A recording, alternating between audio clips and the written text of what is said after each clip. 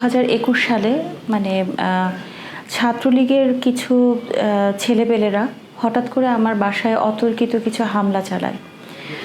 তো এই হামলার পরিপ্রেক্ষিতে তখন মানে আমরা যখন থানায় যাই, থানায় ওদের নামে মামলাও নিচ্ছিল না, বিভিন্ন রকমের মানে সমস্যা হচ্ছিল। তো তখন আমার হাজব্যান্ড সোহেল আরমান, ওর বোনের জামাই ফয়সাল আমাদেরকে তখন বলে যে আমি তো একজনের ছেলেকে পড়াই, জার্জিসের বাবা ভোরের পাতার সম্পাদক এবং আওয়ামী লীগের খুব বড় একজন নেতা।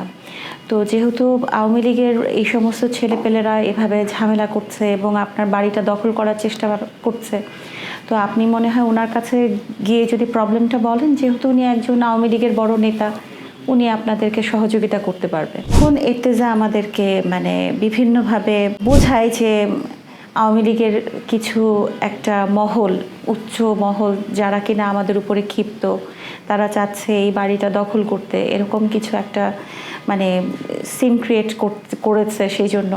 তো তখন আমাকে বলে যে আপা, আপনাকে তো একটা ভালো অঙ্কের একটা অ্যামাউন্ট দিতে হবে, নাহলে ওরা প্রায় এসে এরকম বিরক্ত করবে।